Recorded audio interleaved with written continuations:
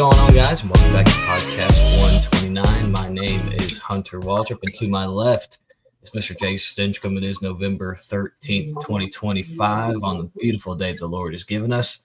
Jake, how are we doing on this Thursday evening, my friend? Good, man. I'm excited for another week of college football. They just keep going by so fast, week in, week out. Sitting at the library currently. Have two big tests tomorrow. Had to make some time for this special show. Glad we're able to make it work. Tyler's stuck at work late, but glad that me and you could take time out of our busy schedules to make it work. And we're like 6:37 local time here in Athens. We're about 22 hours away from the boys being together. So I'm excited. Great weekend coming up. This is the most exciting weekend of the year so far.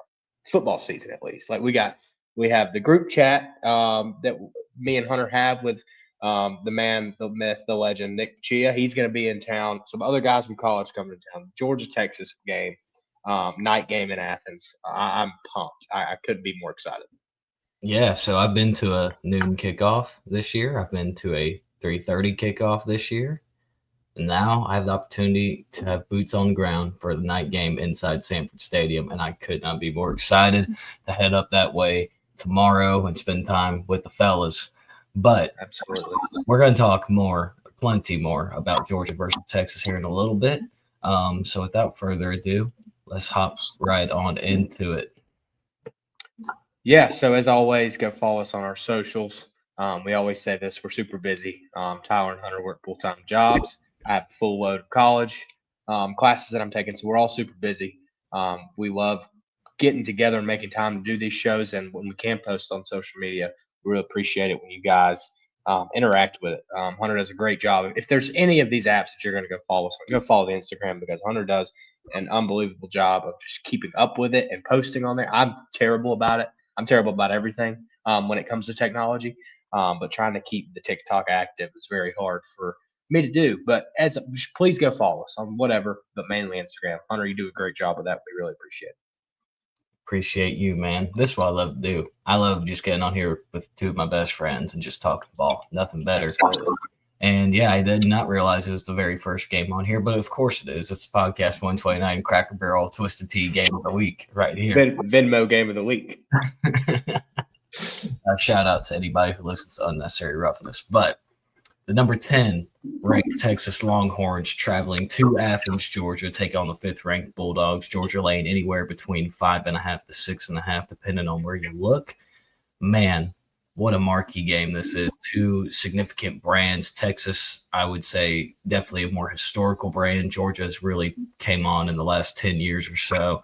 But, man, what an absolute brand game right here. And talk about two teams that have had very unique seasons, right? Texas starts the year out on the road at Ohio State, loses only by a touchdown to the number 1 team in the country.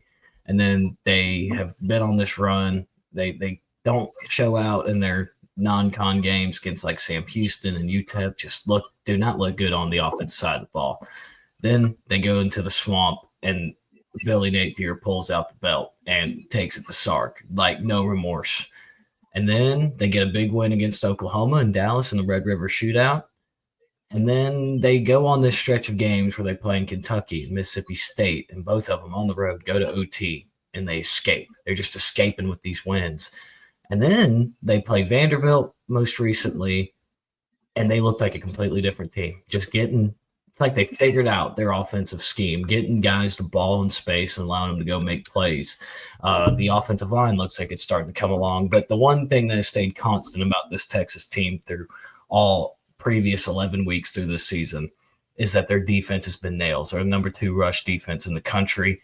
You really have to scheme it up to beat this Texas defense. And as we have known this week, if you follow along into college football, Billy Napier, one of the only losses Texas has taken this year, was at the University of Georgia on Tuesday at practice with Kirby.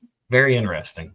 I can only imagine the meeting that was had after that practice between those two. And then you look on the other side of the field. You got the 5th ranked Bulldogs, who adversity is the best way I would describe their season. So they start out, they play Marshall, and obviously big win there. And then they played another team. Jake, you might be able to. Austin Peay. They played Austin Peay week 2. Looked bad. I mean, just looked straight up bad. And everybody's waving the red flags already. They go into Tennessee. They're down 21-7 in a blink of an eye. They find a way. They march back. They get the win. Even though, I mean, Tennessee, with a chance to win the game, just missed the field goal. But hey, those are plays you got to make too, right? So that's all football stuff. Those are never guaranteed. Just ask Notre Dame about the extra point against Texas A&M, right? Never guaranteed. Georgia overcomes adversity. They host Alabama. They lose, even though they allowed 0 points in the second half. We're fighting back, and we're about, honestly, 2 or 3 plays away from finding a way to win that football game, arguably. There was plays on both sides, but they finally take their first loss. And then it seemed like it didn't matter if it was the Florida game, the Ole Miss game. Who else have they played this year? The only 2 teams that Georgia has handled from quarter 1 to quarter 4 would be Kentucky, Mississippi State. But some of these other competitive teams, such as Ole Miss and such as Florida, it's just been adversity. They go down, and then they claw their way back into it and find a way to get the win. So kind of similar on both sides here, right? So Texas down against Mississippi State, crawls back to win. Georgia down against Florida, down against Ole Miss, down against Tennessee, crawls back and finds a way to win these games. I mean, Texas was down to Oklahoma at one point, right before going into halftime. So very similar teams here. I know I kind of just broke down a very general aspect of what their season is. So, Jake, I'll let you hit the X's and O's as far as what this individual game means and what your takeaways are going into it and how you think it's going to play out. Yeah, for sure. And you brought up how battle-tested these 2 teams are, Hunter. And I was thinking about this before the show, like who are the most teams that are still in play for the playoff in the top 25 right now, that are still in play for the playoff, in play for their conference title games, etc. And there's 3 teams that I thought of. It's Vandy, with the schedule they've gone through and the fact that they're 8-2, 7-2, and still have a chance to go 10-2 and make the playoff, is unbelievable. And what they've done. And then you got Texas and then Georgia. Those are the top 3 teams that I thought of. And this is just battle tested versus battle tested. Cardiac kids, as Kirby says, versus cardiac kids. Both of these teams, they don't quit. And they have both teams consist of 2 elite coaches that don't stop coaching. They know how to get in their bag. They know situational football very well. And that's how they're able to win these close games, sneak out of games, is because of the coaching. And that shows every week. I mean, Texas, look at what they did against Mississippi State, down 17. Georgia, you can look at any game that they've won so far. So it's a very interesting matchup when it comes just to how battle tested these teams are and the coaching matchup. This is an elite coaching matchup. As far as the actual game goes, Texas, Arch, I mean, I've kind of been in his corner quietly throughout the season. I gave him a lot of trash shit in the preseason, but quietly, since really week 1 against Ohio State, I've been in his corner. I've kind of been like, it's going to happen. The breakthrough is going to come. And he has developed each week. There hasn't been a week where he's gotten worse. There's probably been some weeks where he hadn't gotten better, but there hadn't been weeks where he's gotten worse. It's slowly getting better and better and better. And part of that is Sark knowing what he's got, knowing that Arch is not ready to push the ball downfield against teams. And let's use his legs a little bit, and let's get the ball out of his hands quick to playmakers. And that's what they've done over the past few weeks, and it's working. And I think that's a key here for them. But the interesting thing about it is every big game that Georgia's played, we've covered, my worry has been the defensive line, the pressure on the quarterback. Trinidad Chambliss, I knew we would need to get pressure on him or he's going to sit back and tear us apart. Ty Simpson, same thing. Who else? I even thought that with Lagway, honestly. All these quarterbacks that Georgia's faced, I've been worried. Joey Aguilar, same thing. Been worried about getting pressure on him, on the quarterback, and because if not, they're going to dice our secondary part because we can't cover. That's been an issue all year. But this game's different because we're playing an elite matchup, elite team that's coming to town. I'm not really worried about that with Arch because I haven't seen him push the ball downfield enough to be worried about it. My worry is I hope that secondary, everybody is up because Texas and Sark has shown that they're going to get the ball on these screens, these RPOs, the extension of the run game. And Georgia does the same thing, but Texas, I feel like they're doing it even more than Georgia is now, because that's what they have to do to succeed. Gunnar Stockton can throw the ball downfield when he needs to. Arch, we haven't really seen it. So I'm hoping, and my thought is that Georgia's defense will force Arch to use his arm and beat them downfield, and I'm fine with that, rather than letting them get those RPOs, those bubble screens, whatever, off, because that's when Texas offense is at their high. So that's an interesting matchup. As far as Georgia's offense goes versus Texas defense, I would say establish the run, but it's going to be hard to. That front seven against Georgia's offensive line, you got Colin Simmons and Anthony Hill, those two guys. Texas they're an elite defense. They've been elite all year. They've been elite since week one. That hadn't been the problem for Texas throughout this rocky season that they've had. So that matchup's going to be interesting, and getting the run game up, or the run game going early, is a big key for Georgia's offense to me. I think one of the interesting things to look at too is I think that explosive plays are going to come at a premium here. One, Texas defense is elite across the board. They have NFL guys all over their defense, and Georgia I'm truly losing train of thought here. Texas defense, I think Hunter, take it away. I got to finish this thought because I had a thought and then I just lost it. You go, because I've said a lot. I got you. So the first thing I want to piggyback off you and say is that you brought up that I was going to bring up was elite coaching matchup here. And I mean, another thing that you brought up was the screen passes. So Jake, you might not know this. You might know this. I'm not sure.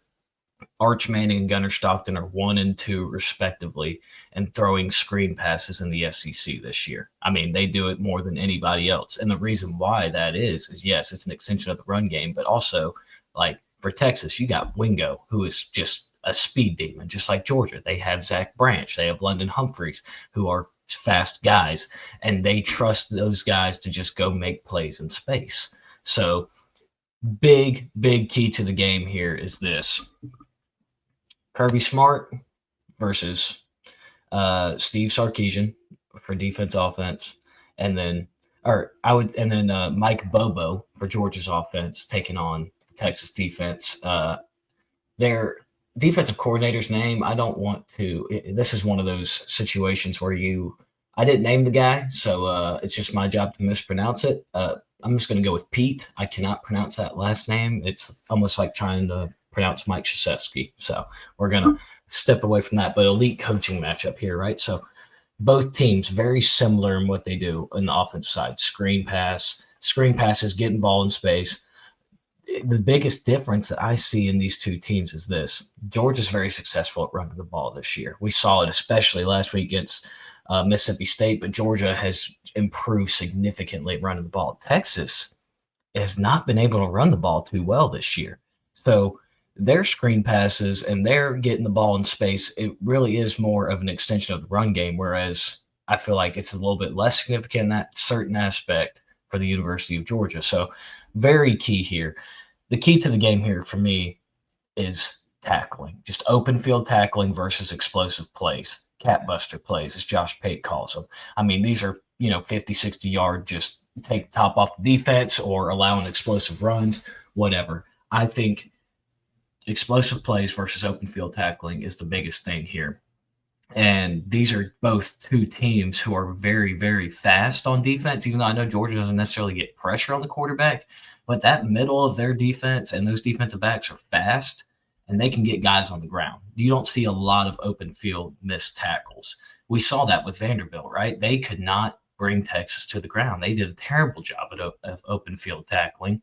If you even go watch the first play from scrimmage in that game, there were 3 open field missed tackles.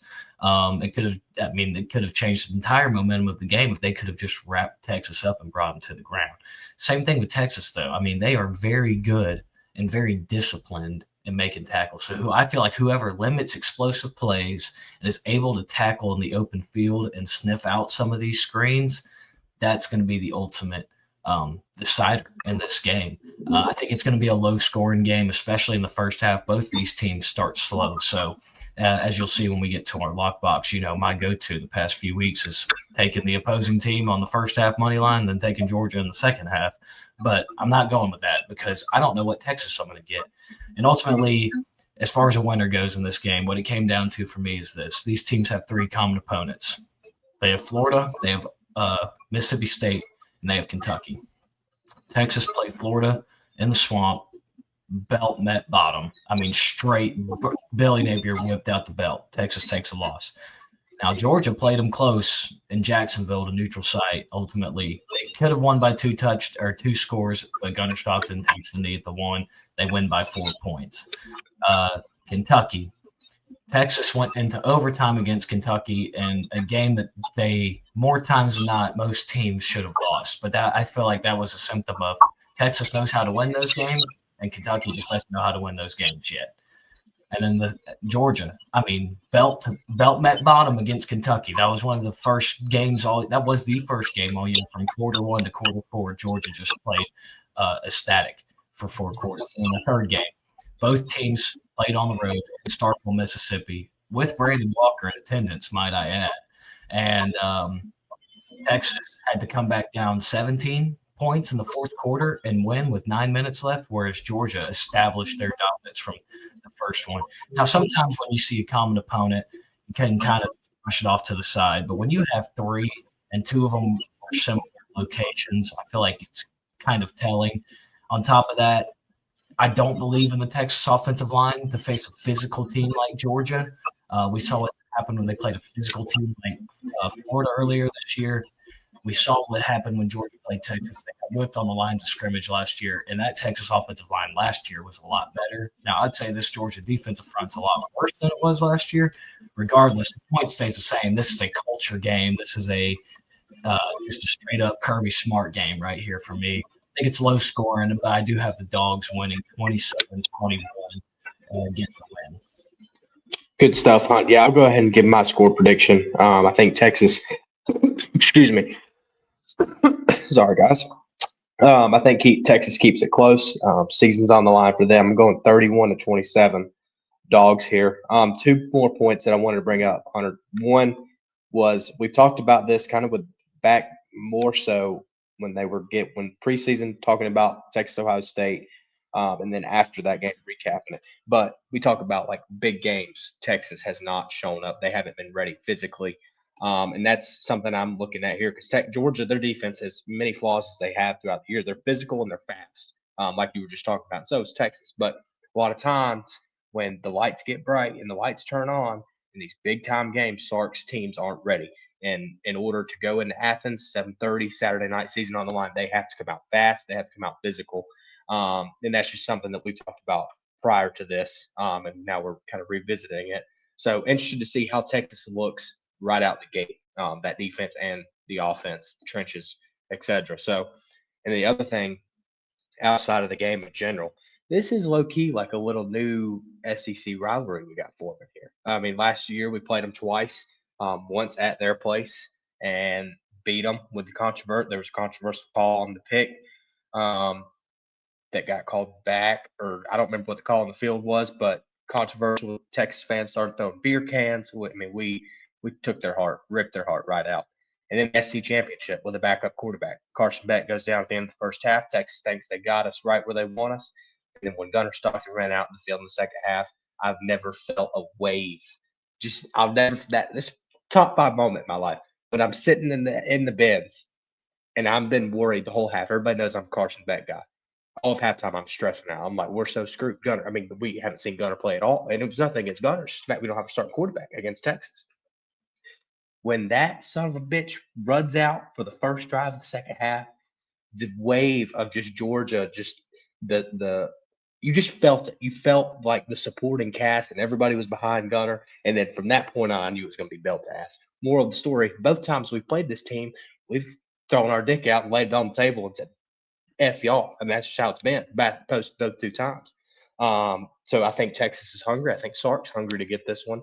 And if Texas wins this, it's 2-1, and we have a great matchup for years to come between Georgia and Texas. So something interesting that just adds on to the excitement of this game. Yeah, absolutely. I need Texas to prove to me that they can win a game like this. I mean, I know they beat A&M last year, and even like 2-3 years ago, Saban's last year, they went on the road and beat Alabama. I just got to see them beat Kirby and beat this Georgia team. And I will say, I will not be surprised if Texas wins this game, because this is one of those podcast 129 gotta have it games, right? We talk about needing it versus wanting it, and Georgia, yeah, they would love to have this game. I mean, they would love to win and beat Texas and keep the win streak alive. But Texas needs this one if they want to stay in the playoff hunt, right? So very interesting dynamic here. And Jake, I agree. I remember sitting at my buddy's house last year, had a little watch party for the SEC championship down in good old Statesboro, Georgia. And when Gunnar Stockton came in, you could just see the energy in the sidelines, like rave, just ready for it. Was like as soon as he ran over that Texas defender and got up and started talking trash to him, you just kind of knew what was going to happen, right? Mm-hmm. I will say, in the 2 times that Georgia and Texas met last year, only 2 players on the team scored for Georgia. Travis Etienne and Peyton Woodring scored every single point that in that game. So I'm very interested to see who might take over the nickname of the Texas Slaughterer. But in the preseason, Jake, just quick question. We'll wrap just to put a bow on this and rave a little bit more about Gunnar Stockton. But I mean, he is a Georgia quarterback. He is a Kirby Smart quarterback. I mean, this is what he is, a Georgia boy. He understands what the G means on the side of the helmet. You know, he gets it. And the team loves him. He's a great leader. He's got grit. But in the preseason, Jake, and this will be to put a bow on it real fast, let's say July, August, before the first game kicked off, Texas versus Ohio State. You look at this game and you go, Gunnar Stockton versus Arch Manning. Who's going to have the quarterback edge? I mean, I'll say it. I was all over the Georgia under 9.5 season total wins. I really thought they were going to go 9-3 this year. I thought it was like new team, and and Kirby has proved me wrong, just showing like how they face adversity. But I would have been like, oh, Arch Manning, no doubt, and that's kind of like the narrative that the media portrayed, was that Arch Manning was going to be some superstar. So I just find that very interesting that now we're here in week 12 and we're seeing 2 quarterbacks, one that has proven he can put his team on his back and win them a game by running the ball and by slinging it. And then we have another one who is just kind of still trying to figure out his groove.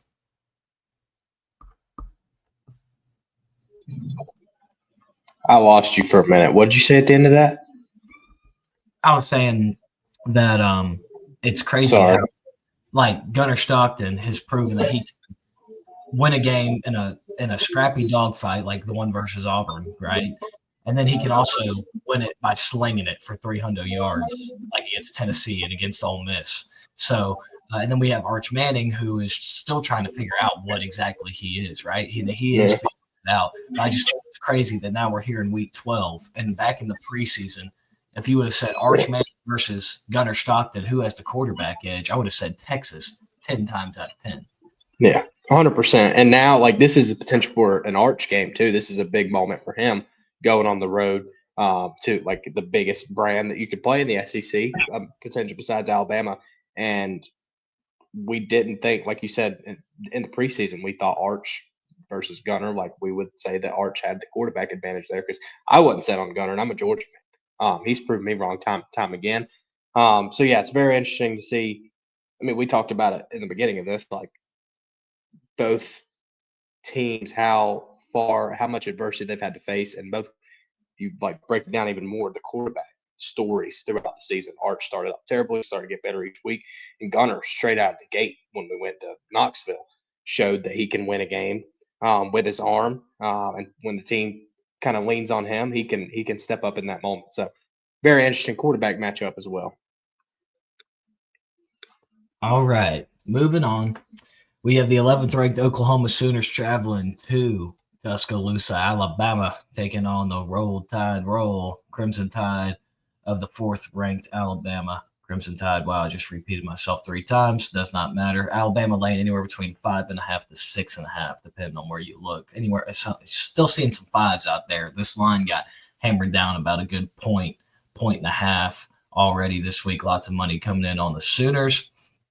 I was telling Jake before the show, and if you have listened to the show, and I know that there's at least 2 people out there who have listened, or 3 people out there who have listened to every single show that we put out there this year. You guys know I've got this soft spot for Oklahoma in my heart. And I told Jake before the show, I think I'm more invested in Oklahoma at Alabama than I am Georgia versus Texas, because this is make it or break it, right? This is the season for Oklahoma, at least, and this is another podcast 129 gotta have it game, right? Like Bama would love to have this. They don't want to have 2 losses and then potential, mess around, F around, find out against Auburn type of game and get booted out of the SEC championship. They need to win this one, especially after last year when Oklahoma just took it to them. Brett Venables dialed it up against Jalen Milroe and Kalen DeBoer last year. So, and then you have on the other side, you got Oklahoma, very good defense, can stop the run. A little questionable about against the pass, and we'll dive more into that in a little bit. R. Mason Thomas, questionable on the defense side, arguably the best defensive player in the conference, I would say.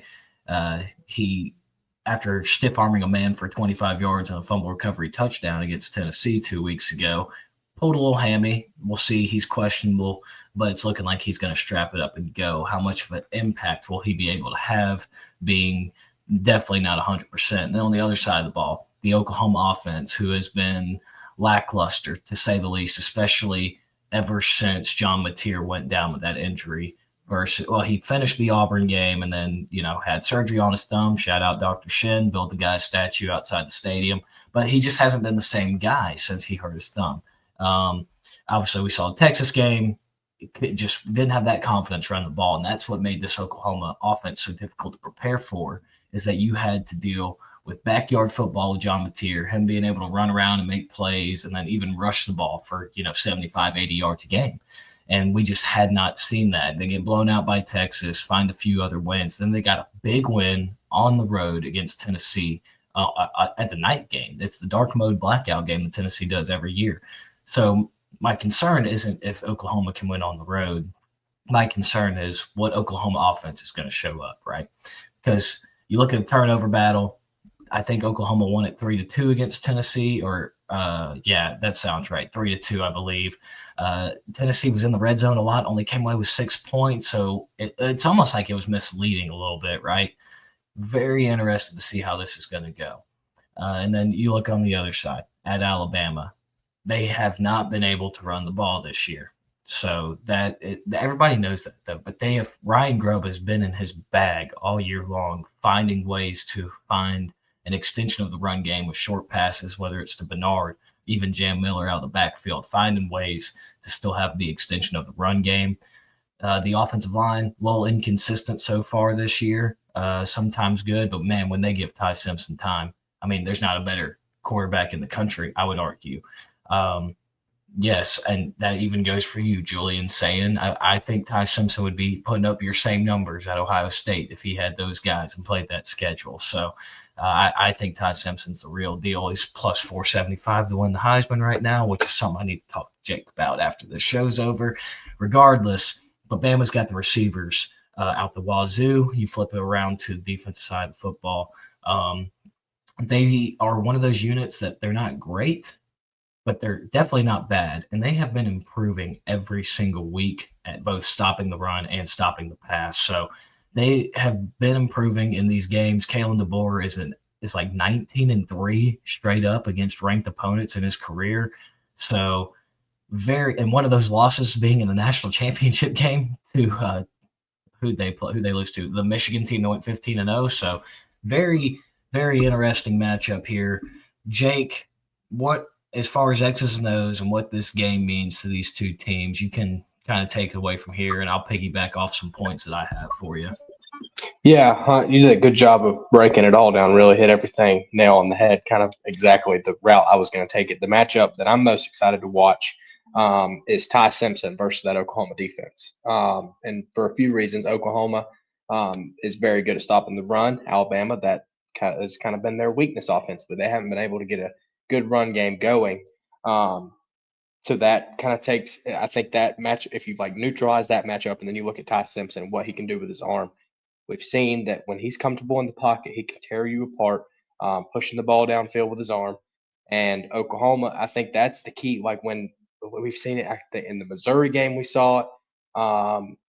Let's see, I'm trying to think of what games we've seen it with Ty Simpson, and even early on in the LSU game, when you can get pressure, make him uncomfortable in the pocket, and force, he can make plays on the run outside of the pocket with his arm, but it's not where he's comfortable. It's not what he's best at doing as a quarterback. I think if you can get home to Ty Simpson for 4 quarters, that's their key to winning. I know offensively for Oklahoma, it's the John Mateer game. I feel like if he doesn't play, you're going to go as far as he goes. And I know he's been battling thumb injury, but it's going to, I think offensively, it just falls on Mateer. I'm more interested in the matchup of Alabama's offense versus Oklahoma's defense because that's the only way, in my eyes, that you beat Alabama is make Ty Simpson uncomfortable, force him to get outside of the pocket and get home to him. Because if not, man, I think he's like you said, Hunter, he would be tearing it up at Ohio State and probably putting up even better numbers than Julian Sayin is. I think he's the most talented quarterback in the country right now, in my opinion. Just what he's done and the moments he's had to show up, he has. So that's what matchup I'm looking forward to the most. But like you said, Hunter, at the beginning, like the need factor here, the podcast 129 needed game. This is it for Oklahoma. It's win or go home. It's an elimination game for them. So, yeah, I'm interested to see it. And it's interesting to think about, like, if this game, same situation for both teams going into it. If it was an OU, the difference in the number and the difference in how I feel about it, because I'm not ready to pull the trigger on Oklahoma yet. Same thing with Texas. I'm a Georgia fan. But I think both teams keep it close. I think Oklahoma keeps it within a score here just because of their defense. I lean towards that defense in a big spot like this. And they've been able to put quarterbacks in a box at times. Like Trinidad Chambliss, they put up like 30-plus points, but he didn't have the best game, which there was weather issues in that for him. They put Jackson Arnold in a box. I know he's not the best quarterback. They put Bryce Underwood in a box. I know he's a freshman. Joey Aguilar on the road, they put him in a box a lot. Joey threw 2 picks in that game. So interested to see how Oklahoma's defense is able to affect the outcome of this game. I'm going with the Tide 20-19 here. I think it's low scoring. I think it's close, but I'm not ready to pull the trigger on the Sooners yet. Yeah, I agree, man. I'm right there with you. But before I give a score prediction where I want to run with this game, yes, I would love for Oklahoma to win this game, obviously, because that has just been my wagon team since July. Like, that has been – I've been all about John Mateer, and I really do hope he comes back next year, gets healthy, and can tear it up next year, pending Ben Arbuckle does not get the Oklahoma State or some other job opening. But that said, I think they got to prove it to me, man. Like, I know that they beat Tennessee, but that game can be very misleading if you look at just the final score. If you go back and watch the game, which I've watched 2 or 3 times now, just at least the highlights, that is, it can be a little misleading. There were some crucial turnovers by Tennessee in that game, which don't get me wrong, like, you got to make those plays for your Tennessee, and if you make those plays, tip your cap to Oklahoma, right? Tate Sindel, the kicker, I mean, what a game. 350-plus yarders, 255-yarders. I don't know if that's going to be there. I don't know if field goals are going to be able to beat Alabama is what I'm trying to say here. So I'll start it off first. Oklahoma defense versus the Alabama run game. Everybody's been saying Oklahoma can stop the run, guys. This is the best defensive front Bama's faced all year. Yes and yes. But if Bama can't run the ball, it's kind of a moot point, if you know what I'm saying. Because if Bama already can't run the ball and Oklahoma's good at stopping the run, then they kind of just cancel each other out, if that makes sense. It's a moot point there. So you're going to have to, change your mindset on where this is going to go. So OU has to get pressure. And if they don't get pressure, if they don't make Ty Simpson uncomfortable, I'm going to tell you right now, this one might get ugly. It might get ugly. If there's not a lot of pressure generated, I mean, I really do. I know I'm glazing Ty Simpson right now, but man, I just got to tip my cap to a guy who stayed in the program for 5 years and has finally gotten his chance and is the best quarterback that Alabama has had since Bryce Young, which I guess there's only 2 in between, but still, it's a lot better than what they had in Jalen Milroe. And the reason I say it could get ugly is because I don't know if you remember, but Ole Miss dialed it up against Oklahoma. Those DBs got exposed by those Ole Miss receivers. Now, don't get me wrong. Like, I know it's Lane Kiffin, and he is the king of dialing it up, and Ole Miss is a very good team, but I think Ryan Grubb could dial it up. I think Jeremy Bernard and Ryan Williams and Isaiah Horton, all three of those guys are super fast. They can make plays on these Oklahoma DBs. So Oklahoma has got to get home if they want to win. And as far as Alabama goes, I don't care if you got to bring in an extra tight end. If Jeremy Miller blocks every single play, I know you're going to have to try to run the ball, even though you run into a brick wall sometimes. But if you don't give Ty Simpson time, this game's going to get real interesting real fast because this Oklahoma defensive front is legit. So moving on to the Bama defense. Let me go through this real fast with you. And I want your opinion on this, Jake. Do you think Bama's run defense is a little bit misleading to the eye of how good they are? So let's see. We saw their run defense play Florida State. I kind of already I throw that game out. Mm-hmm. UL Monroe, Wisconsin, nothing looked twice at. Against Georgia, they gave up. Hang on here. How many yards rushing did Georgia have? Sorry, this is really bad podcasting for those listening on Spotify. I apologize. Georgia ran it for 227 against Alabama. So that's very interesting to look at. Vanderbilt was able to run it against Alabama. I'm not going to go through and wait on this computer to load for a while. Mizzou in the first half was able to run on Alabama a little bit there at the end. They were able to run on Alabama, but if I'm not mistaken, Bo Bieler had 2 touchdown passes. Tennessee, I think, did a very good job of running against Alabama. I know they lost by 17 points, but I feel like there was a good chunk of that game. No, don't get me wrong, Bama's defense stood up, but I feel like Tennessee did a good job running the ball, and I know South Carolina, Lenore Sellers did a good job of it, and I'm going to be honest, I could care less about what LSU did last week. So are the numbers a little inflated? I guess this is a find-you-out game. But maybe it's not, because guess who else can't run the ball? Oklahoma. I will say that Blaylock and Xavier Robinson have came on the past few weeks. I think they've had a 100-yard rusher for 3 weeks in a row, at least two weeks in a row, which is huge because for the first 9 weeks of the season, Oklahoma could not run the football unless it was out of John Mateer's hands.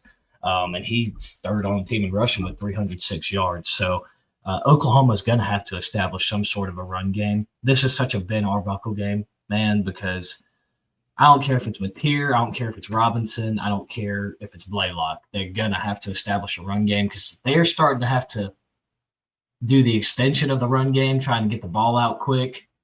Mateer's just very turnover prone. That's just the style of ball he plays. Not really a knock against him, just how he plays it.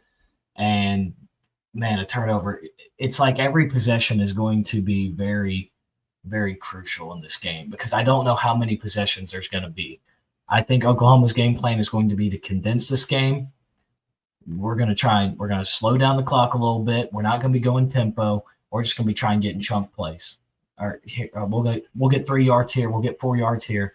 Oh, let's run a play action. Let's try and get 12 here. That type of game style. They're not going to be trying to do anything too fancy. With all that being said, I know they're my darlings, but it's hard to go into Alabama and win. It's really, really hard. And Kalen DeBoer, I feel like these are the games he gets up for.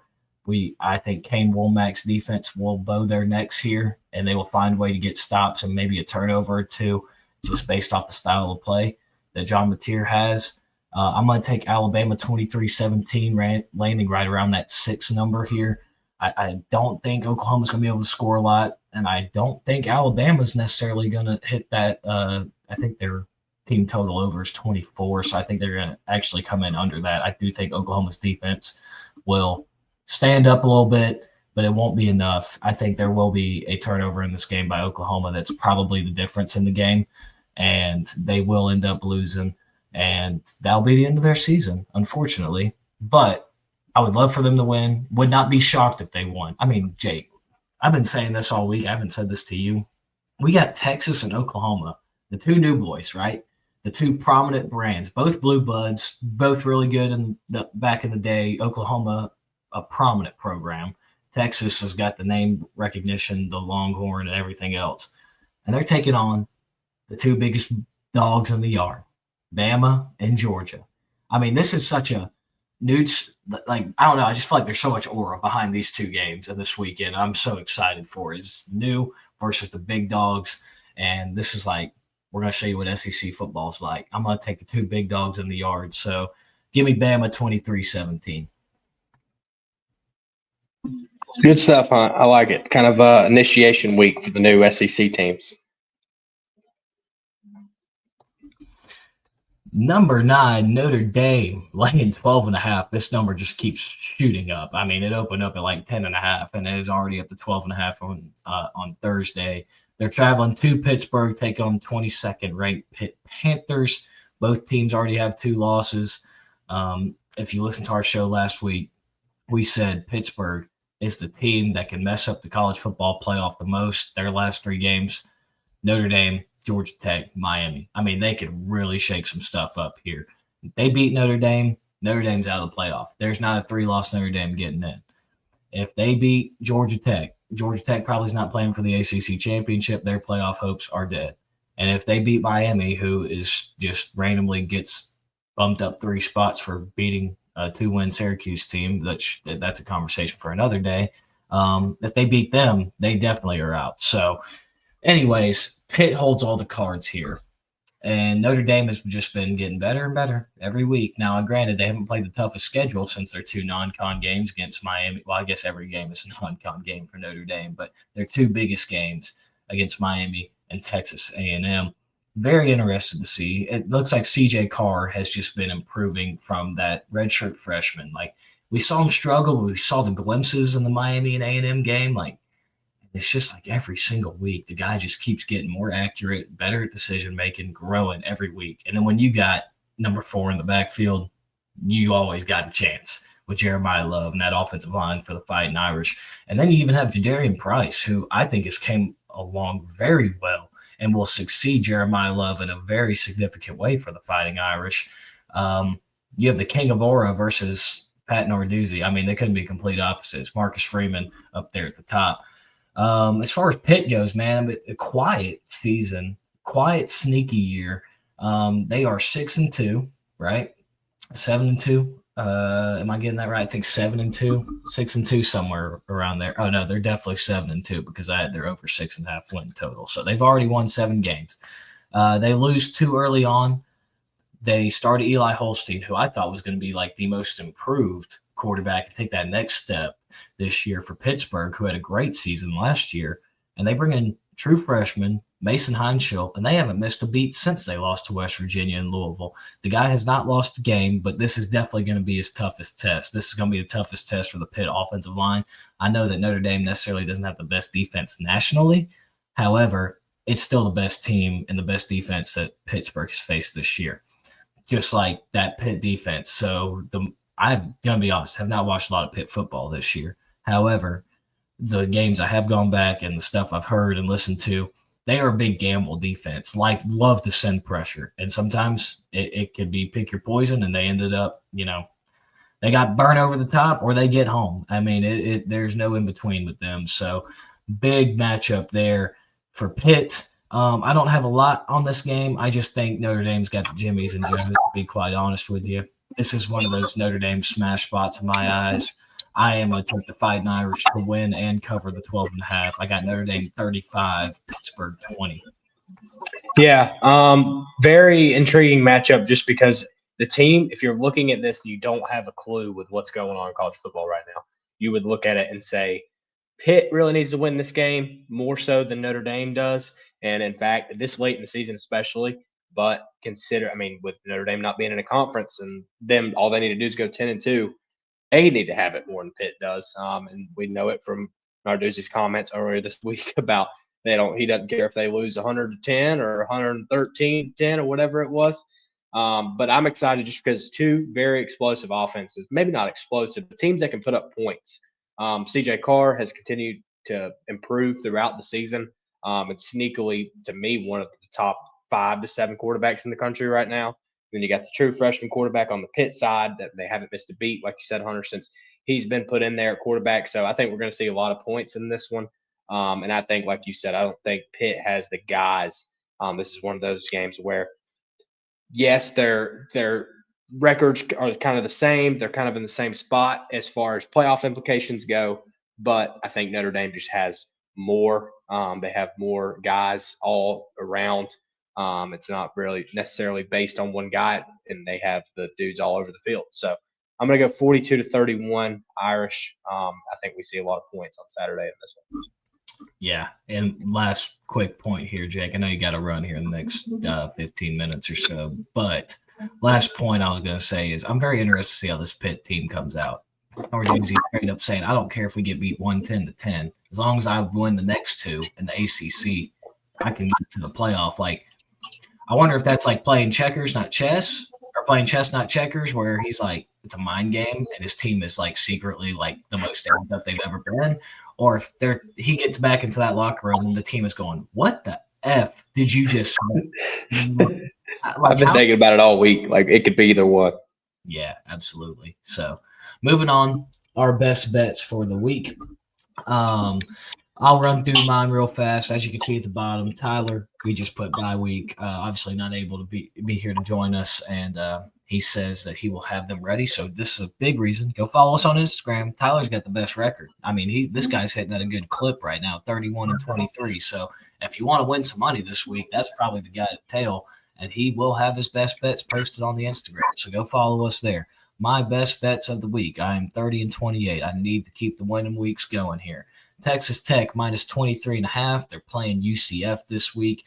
They are at home. They've won every home game by 20 plus, and UCF is not very good on the road. I think this is just a smash spot for Texas Tech here, just kind of like what we saw against Houston earlier this year, where it's just one of those games where Texas Tech, they just got the Jimmies and Joes, man. They kind of hang a number up there to keep. Because I think in my mind, they're trying to vie for a bye. They're trying to get that 4 seed. So now they're trying to play with a little bit of style points. So I think they're going to name their number. Another game where I think a team's going to name their number, Tennessee, first half minus 23.5 here. They're playing New Mexico this week. If you have followed Tennessee football over the past 3-4 seasons since Josh Heupel has been there, heck, it might have been longer than that. But regardless, since Josh Heupel has been there, in these FCS games and in these games where they're playing lower-level FBS opponents, it is one of those, we're going to hang a stupid, crooked number at you, 50, 60 plus. I didn't like the 39.5. That was a little bit too big for me. I think Tennessee starts fast, and they are up by probably 35-0, 35-3 at halftime in this game against New Mexico. So I'll take Tennessee first half minus 23.5. Moving on, New Mexico. They are playing Colorado State. Colorado State does not have a coach.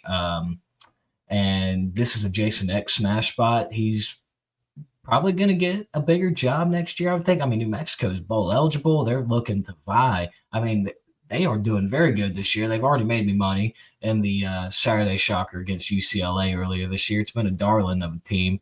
I like Jason Eck. I think he's a good coach. And New Mexico, obviously not an easy place to win. And they've had a great season in the Mountain West and continuing to try and fight for a spot in the Mountain West Championship. So I'm going to take the Lobos by 2 touchdowns in a smash spot against Colorado State. Moving on, you want to talk about a smash spot. Indiana barely squeaked away against Penn State last week. This week, oh gosh, who does Indiana play? I forgot. They're playing anyways, whoever they're playing. They're playing Wisconsin. Wisconsin just stormed the field against Washington, which is a sore subject for Jake and I. We don't want to talk about it. Wisconsin just stormed the field against Washington. Going to be their only Big Ten win of the year. This is games where Indiana smashes their opponents. I'll lay all 29 with the Hoosiers this week. And then I previously mentioned in the Georgia-Texas preview, I think this one's low scoring, especially in the first half with 2 slow teams. I'll take Georgia versus Texas in the first half under 25. Good stuff, Hunt. So my lockbox, if you guys have been following along, I've been the fade god, but we kind of got the momentum swung back in the other direction last week. Had a big 4 in 1 week. Could have been 5-0. Should have been 5-0 if it wasn't for Chapel Bill not covering Stanford late cover. So my lockbox, 5 best bets. Here we go. Oklahoma and Texas. We already talked about these games. I think that one of these, I don't know which one are going to win outright, and I think both are going to keep it close. It's win or go home. It's the 2 podcast 129's needed game of the week. I think both of these teams find a way to keep it within one score on Saturday. And then up next, I got USF and Navy. Big game in the American. The American's my favorite conference this year. Very fun ball to watch, just producing good game after good game. You got Memphis, Tulane, USF, Navy, North Texas, East Carolina, and they're all still in the mix right now for the American title. Both of these offenses can score. Both of these defense can let up points. North Texas, they scored. I watched them score a bunch of points on Navy a few weeks ago. USF, they can score 70 if they want to. It doesn't matter if they're playing the damn Patriots. They can score. Brian Brown's one of the most exciting players to watch. Definitely the most exciting player to watch in the G5, in my opinion, right now. Gave up a shit ton of points to oh my gosh, I'm blanking. It was like 63-36. Who did they play? I'm missing it.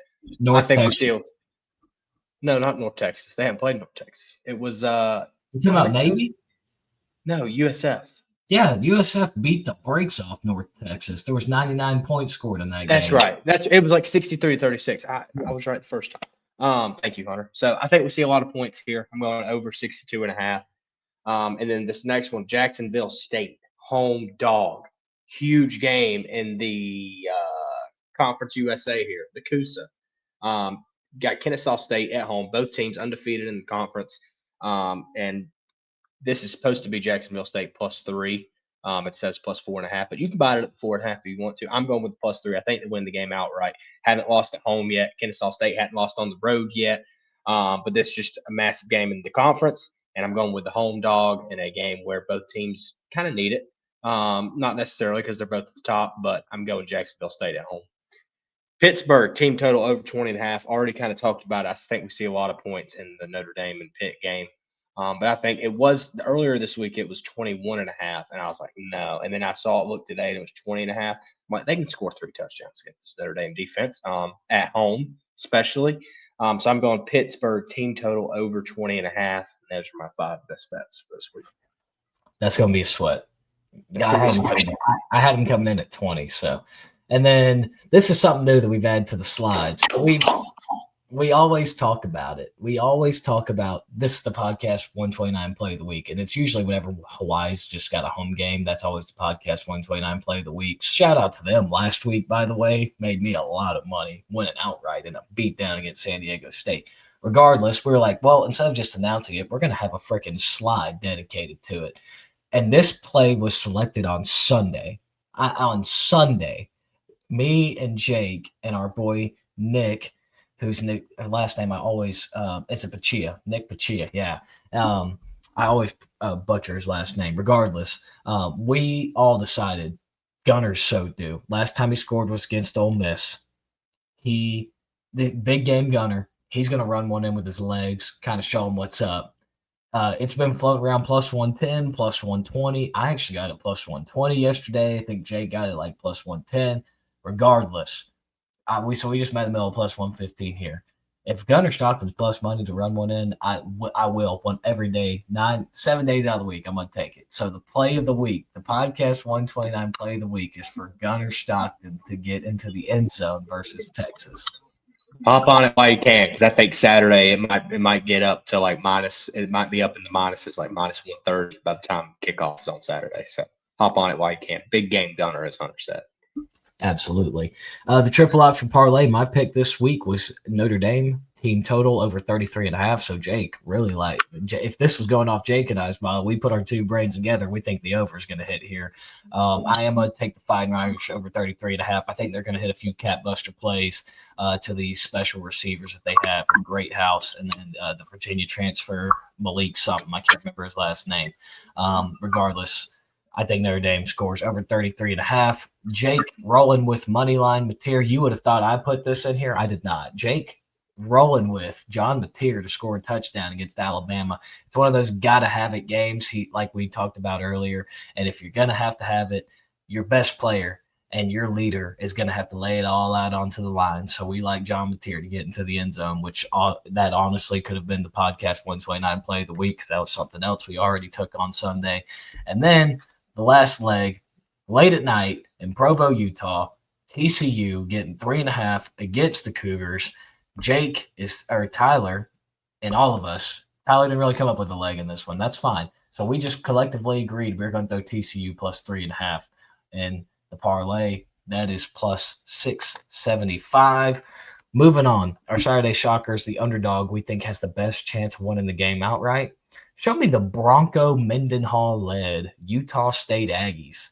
They're going on the road to Vegas, taking on UNLV and Dan Mullen, who has just been a sloppy team this year, finding ways to win in high-scoring games. Offense electric, very bad defense.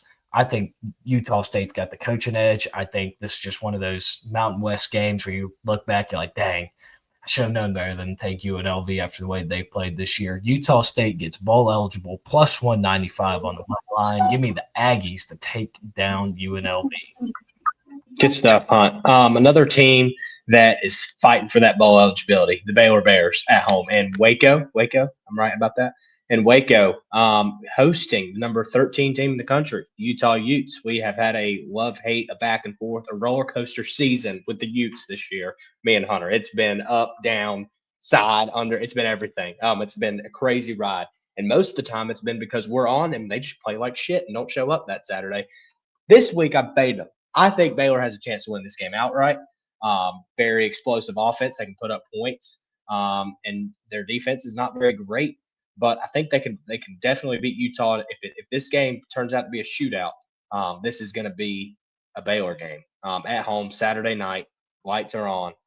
Give me the Bears here. And another reason, and I meant to say this at the beginning of the show. Past few weeks, November has been kind of boring. All right, this is the third week of games in November, second week. But the past 2 or 3 weeks have been boring. Not boring. But there hadn't. I feel like early on in the year there were a lot of teams that got. And outside of like Miami, the past 2 or 3 weeks, the top 10 to 15 teams has kind of stayed the same. It's kind of been the same teams. Nobody's really gotten beat. Nobody's gotten just exposed. And I think it might happen. I think Utah might be the first team in the top 15 that gets exposed this week on Saturday night. So give me the Baylor Bears on Saturday in Waco. Good stuff, buddy. All right. I know you got to get out of here, so I'll make this quick. Thank you guys for listening, as always. It means a lot to us. We appreciate it, whether it's on Apple Podcasts or Spotify or YouTube. As far as it goes for me, looking forward to being in Athens this Saturday with my boy Jake. And everybody remember that there are things bigger in life than football out there, and that Jesus won the battle. God first and God bless. Thank you, Hunter. As always, we're on YouTube. Please go subscribe to us. You can listen to us. You can find us on Apple Podcasts and Spotify. We appreciate you guys tuning in. Excited for another week.